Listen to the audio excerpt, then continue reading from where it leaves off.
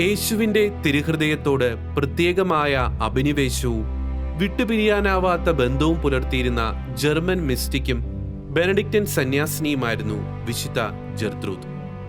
യേശുവിൻ്റെ പാർശ്വത്തിലെ മുറിവിൽ ചേർന്നിരിക്കുവാനും അവിടുത്തെ ഹൃദയമിടിപ്പിന്റെ സ്പന്ദനം കേൾക്കുവാനും അനുഗ്രഹം സിദ്ധിച്ച ജെർത്രൂദ് മനുഷ്യാത്മാക്കളോടുള്ള അവാച്യമായ യേശുവിൻ്റെ സ്നേഹത്തിന്റെ തീവ്രത അനുഭവിച്ചറിയുകയും ചെയ്തു. ആ ഹൃദയത്തിലെ തിരുമുറിവിൽ നിന്ന് അവളുടെ ഹൃദയത്തിലേക്ക് മൂർച്ചയേറിയ അമ്പുപോലെ ഒരു പ്രകാശരശ്മി പുറപ്പെട്ട് അവളുടെ ഹൃദയത്തെ തുളയ്ക്കുന്നതായി അവൾക്ക് അനുഭവപ്പെട്ടു. മനുഷ്യ പാപങ്ങളെ പ്രതി വീണ്ടും വീണ്ടും മുറിവേറ്റുകൊണ്ടിരുന്ന യേശുവിൻ്റെ ഹൃദയവേദന തിരിച്ചറിഞ്ഞ അവൾ തിരുഹൃദയത്തെ സമാശ്വസിപ്പിക്കുന്ന ഒരു ബലിയാത്മാവായി സ്വയം സമർപ്പിച്ചു.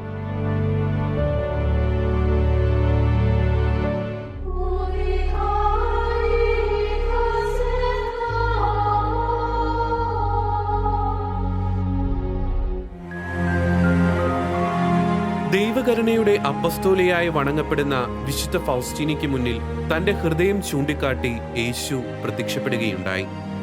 അവിടുത്തെ തിരുഹൃദയത്തിൽ നിന്ന് രക്തവും വെള്ളവുമായി പ്രകാശരശ്മികൾ പുറപ്പെട്ടു. യേശു പറഞ്ഞു, മകളെ, കരുണാർദ്രമായ എന്റെ ഹൃദയം കാണുക.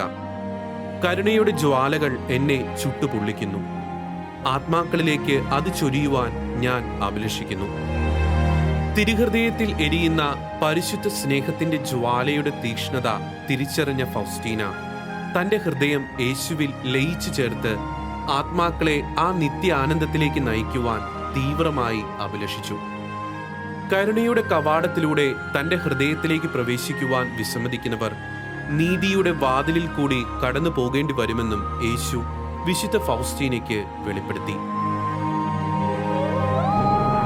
അവിടുത്തെ നീതിയുടെ ഭയാനക ദിനം ആഗമിക്കും മുമ്പേ അവിടുത്തെ ഹൃദയത്തിൽ നിന്നും പ്രവഹിക്കുന്ന കരുണയുടെ കിരണങ്ങൾ സ്വന്തമാക്കി അവിടുത്തെ തിരുഹൃദയത്തിൽ അഭയം തേടണമെന്ന ഗൗരവമേറിയ സന്ദേശം ലോകം മുഴുവനെയും അറിയിക്കുവാനായി വിശുദ്ധ ഫൗസ്റ്റീനയും തുടർന്നുള്ള തന്റെ ജീവിതം ക്രിസ്തുവിന് ഒരു ബലിയായി സമർപ്പിക്കുകയും ചെയ്തു.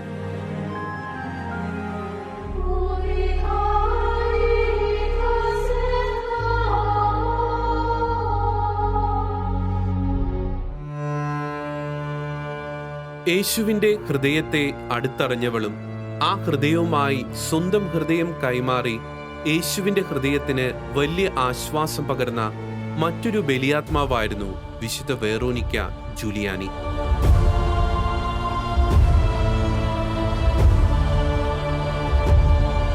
കുഞ്ഞിലെ തന്നെ മിസ്റ്റിക് അനുഭവങ്ങളാൽ അനുഗ്രഹിക്കപ്പെട്ട അവൾക്ക് ഉണ്ണീശോയുടെയും ദൈവമാതാവിൻ്റെയും സന്ദർശനങ്ങൾ ലഭിക്കുമായിരുന്നു.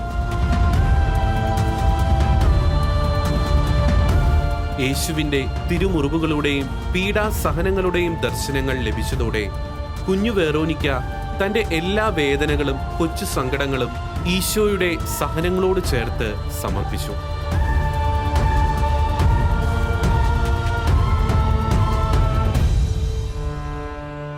മകളെ തികഞ്ഞ ദൈവഭക്തിയിൽ വളർത്തിയ അവളുടെ അമ്മ മരിക്കുന്നതിന് മുമ്പായി അവളെ യേശുവിൻ്റെ ഹൃദയത്തിലെ മുറിവിലേക്ക് സമർപ്പിച്ചതിനാൽ വെറോനിക്ക തിരുഹൃദയത്തോട് ഏറെ ഭക്തിയുള്ളവളായിരുന്നു. ക്രിസ്തുവിന്റെ മണവാട്ടിയായി സ്വയം സമർപ്പിക്കുകയും അവിടുത്തെ ഹൃദയത്തിന്റെ വേദന പങ്കിടുന്നതിൽ സന്തോഷം കണ്ടെത്തുകയും ചെയ്ത അവൾ അവിടുത്തെ തിരുഹൃദയത്തിന് മുറിവുകൾ ഏൽപ്പിച്ചുകൊണ്ടിരിക്കുന്ന മനുഷ്യരുടെ പാപങ്ങൾക്ക് പരിഹാരമായി ജീവിതം ബലിയായി സമർപ്പിച്ചു.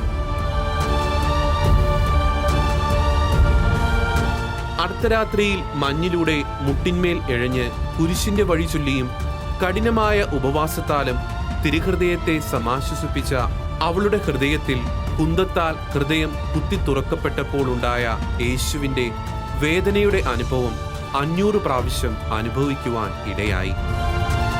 5 പ്രാവശ്യം അവിടുത്തെ ഹൃദയത്തിലെ മുറിവിൽ നിന്ന് പുറപ്പെട്ട ജീവന്റെ ഉറവയിൽ നിന്ന് അവൾ പാനം ചെയ്തു. 15 പ്രാവശ്യം അവളുടെ ഹൃദയം യേശുവിൻ്റെ ഹൃദയ രക്തത്താൽ കഴുകപ്പെട്ടു. അവളുടെ അഭൗമികമായ അനുഗ്രഹങ്ങളെയും മിസ്റ്റിക് അനുഭവങ്ങളെയും മറികടക്കുന്ന കൃപ ലഭിച്ച വേറൊരാൾ ദൈവമാതാവ് മാത്രമാണെന്നാണ് ലെയോ 13 പാപ്പ പറയുന്നത്.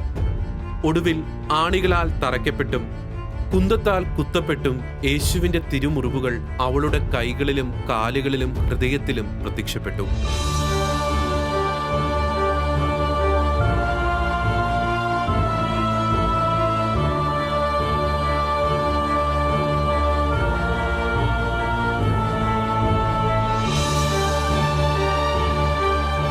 അവളുടെ മിസ്റ്റിക് അനുഭവങ്ങളെ പ്രതി അവളെ മുറിയിൽ പൂട്ടിയിട്ടെങ്കിലും പിന്നീട് അവ ദൈവികമാണെന്ന് തെളിയിക്കപ്പെട്ടു. തിരുഹൃദയത്തെ പ്രതിയുള്ള വെളിപാടുകൾ പരിശുദ്ധ അമ്മ പറഞ്ഞുകൊടുത്ത പ്രകാരം തന്റെ ഡയറിയിൽ അവൾ എഴുതുകയും ആ ഹൃദയത്തിലേക്ക് ലോകം മുഴുവൻ ആകർഷിക്കപ്പെടാനായി തിരുഹൃദയ പ്രേക്ഷിതയായി സ്വയം സമർപ്പിക്കുകയും ചെയ്തു. നരകത്തെപ്പറ്റിയും അതിൽ പതിക്കുന്ന ആത്മാക്കളെപ്പറ്റിയും അവരെ പ്രതി കർത്താവിന്റെ ഹൃദയം അനുഭവിക്കുന്ന കൊടും വേദനയെപ്പറ്റിയുമുള്ള ദർശനങ്ങൾ വെറോനിക്കയെ ഹൃദയഭേദകമായ ദുഃഖത്തിൽ ആഴ്ത്തുകയും അവൾ ജീവിതം മുഴുവൻ പ്രാർത്ഥനയാക്കി മാറ്റുകയും ചെയ്തു. ഹൃദയങ്ങളുടെ അക്ഷരാർത്ഥത്തിലുള്ള കൈമാറ്റം വെറോനിക്കയും അവളുടെ നാഥനായ യേശുവും തമ്മിൽ ഇടയ്ക്ക് സംഭവിച്ചിരുന്നു. ഇപ്രകാരം യേശുവിന്റെ ഹൃദയം അവളുടെ ഉള്ളിൽ പ്രവേശിച്ചപ്പോൾ അവളുടെ ഹൃദയമിടിപ്പിന്റെ ശബ്ദം കേട്ട് ഭയന്ന സഹോദരിമാർ അവളുടെ ശരീര താപനില തണുപ്പിക്കുവാനായി വെള്ളത്തിൽ മുക്കിയതായും ആ വെള്ളം തിളച്ചതായും ചരിത്രം പറയുന്നു. മനുഷ്യരോടുള്ള സ്നേഹത്തെ പ്രതി കത്തിജ്വലിക്കുന്ന യേശുവിന്റെ തിരുഹൃദയത്തിന്റെ ആ പ്രേക്ഷിത മരണത്തോളം ആ ഹൃദയത്തിന് ആശ്വാസം പകരുന്ന ജലധാരയായി തന്റെ ജീവിതം രൂപാന്തരപ്പെടുത്തി. മരിക്കുന്നതിന് തൊട്ടുമുമ്പ് അവൾ പറഞ്ഞു, സ്നേഹം തന്നെ തന്നെ വെളിപ്പെടുത്തിയിരിക്കുന്നു. അതാണ് എൻ്റെ സഹനത്തിൻ്റെയും ആനന്ദത്തിൻ്റെയും കാരണം. എല്ലാവരോടും ഇത് പറയുക. മരണശേഷം ഏറെ മിസ്റ്റിക് അനുഭവങ്ങളിലൂടെ കടന്നുപോയ അവളുടെ ഹൃദയം പരിശോധിച്ചപ്പോൾ വളരെ അത്ഭുതകരമായ ഒരു പ്രതിഭാസം കണ്ടെത്തുകയുണ്ടായി. ക്രിസ്തുവിന്റെ ഹൃദയത്തെ മുറിവേൽപ്പിച്ചുകൊണ്ടിരിക്കുന്നതും തന്റെ ഹൃദയത്തിൽ മുറിവേൽപ്പിച്ചതുമായ ആയുധങ്ങളുടെ ചിത്രം അവൾ വരച്ച രേഖകളിൽ ഉള്ളതുപോലെ തന്നെ അവളുടെ ഹൃദയം പരിശോധിച്ചപ്പോൾ അതിൽ പതിഞ്ഞിട്ടുള്ളതായി വിദഗ്ധ സംഘം വിശദീകരണമില്ലാത്ത പ്രതിഭാസമായി വിവരിച്ചു.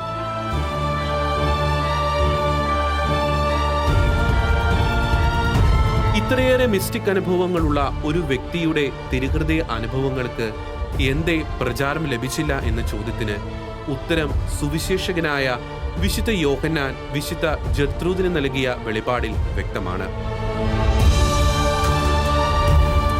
യേശുവിന്റെ തിരുഹൃദയ വെളിപാടുകൾ അവസാന കാലങ്ങളിൽ ദൈവസ്നേഹ തീക്ഷ്ണതയിൽ മരവിച്ച മന്നോഷ്ണരായ തലമുറയിൽ പുതിയ ഉണർവുണ്ടാക്കുമെന്ന വിശുദ്ധ യോഹന്നാൻ ശ്ലീഹായുടെ വാക്കുകൾ പോലെ ഈ അന്ത്യകാല തലമുറയിൽ തിരുഹൃദയ ഭക്തിയുടെ ജ്വാലകൾ ജ്വലിപ്പിക്കുന്ന ശുശ്രൂഷകൾ ഊർജിതമായി കൊണ്ടിരിക്കുകയാണ്.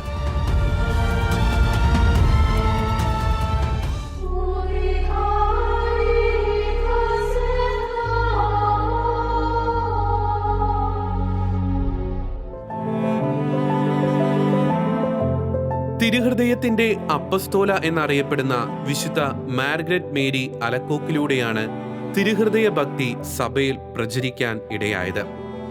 1673 ഡിസംബർ 27 ദിവ്യകാരുണ്യ സന്നിധിയിൽ പ്രാർത്ഥിക്കുകയായിരുന്ന തന്റെ പ്രിയ ദാസിക്ക് മുന്നിൽ തിരുഹൃദയത്തിന്റെ വർണ്ണനാതീതമായ സ്നേഹാധിക്യം വെളിപ്പെടുത്തിക്കൊണ്ട് ദിവ്യനാഥൻ തന്റെ ഹൃദയ രഹസ്യങ്ങൾ അവൾക്ക് തുറന്നുകാട്ടി.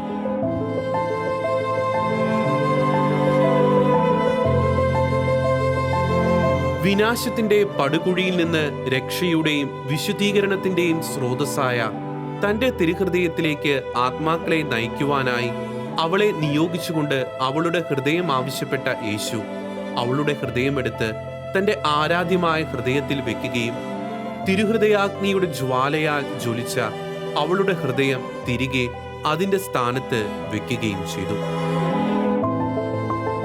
തിരുഹൃദയ ദർശനങ്ങൾ ആവർത്തിക്കുകയും കത്തിയെരിയുന്ന അവിടുത്തെ തിരുഹൃദയം മുൾക്കിരീടത്താൽ വലയം ചെയ്യപ്പെട്ട് കുത്തി മുറിവേറ്റ രീതിയിൽ അവൾക്ക് മുന്നിൽ കാണപ്പെടുകയും ചെയ്തു. തിരുഹൃദയത്തിലേക്ക് നാട്ടപ്പെട്ട ഒരു കുരിശും അവൾ ദർശിച്ചു.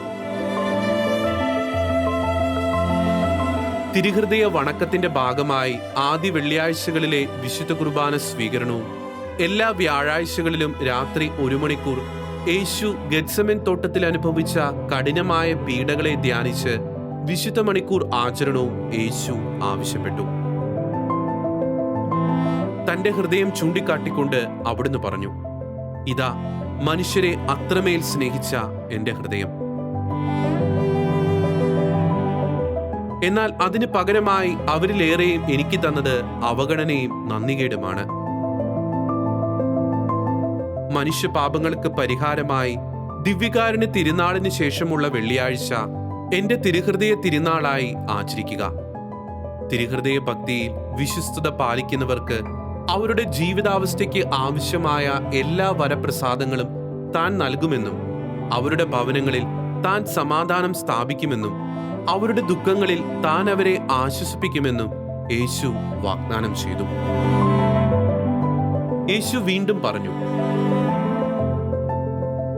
മരണസമയത്ത് ഞാൻ അവർക്ക് അഭയമായിരിക്കും. അവരുടെ എല്ലാ ഉദ്യമങ്ങളെയും ഞാൻ അനുഗ്രഹിക്കും. പാപികൾ എന്റെ ഹൃദയത്തിൽ അനന്തമായ കൃപാസമുദ്രം കണ്ടെത്തും.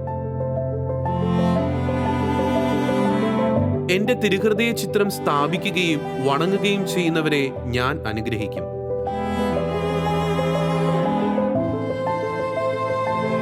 തിരുഹൃദയ ഭക്തി പ്രചരിപ്പിക്കുന്നവരുടെ പേരുകൾ ഒരിക്കലും മായാത്ത വിധം എന്റെ ഹൃദയത്തിൽ ഞാൻ മുദ്രണം ചെയ്യും.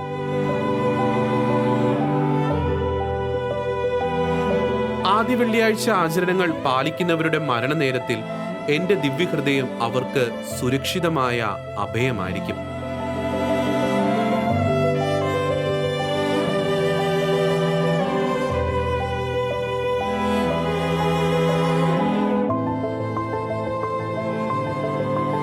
തിരുഹൃദയ ഭക്തിക്കുള്ള പൊതുമാർഗനിർദ്ദേശങ്ങൾക്ക് പുറമെ ഫ്രാൻസിലെ രാജാവായിരുന്ന ലൂയിസ് 14 ശത്രുക്കളുടെ മേൽ ജയം നേടുന്നതിനായി രാജ്യത്തെ തിരുഹൃദയത്തിന് പ്രതിഷ്ഠിക്കണമെന്ന ദൈവിക സന്ദേശവും വിശുദ്ധ മാർഗരറ്റിന് നൽകപ്പെടുകയുണ്ടായി. എന്നാൽ രാജാവ് അവ അവഗണിക്കുകയും വർഷങ്ങൾക്ക് ശേഷം ഫ്രഞ്ച് വിപ്ലവ നാളുകളിൽ ഫ്രാൻസിന് അധികാരം നഷ്ടപ്പെടുകയും ചെയ്തു. തിരുഹൃദയ സന്ദേശങ്ങൾ അവഗണിക്കുന്നവർക്കുള്ള ഒരു മുന്നറിയിപ്പ് കൂടിയായിരുന്നു ഫ്രാൻസിന്റെ ഈ പരാജയം.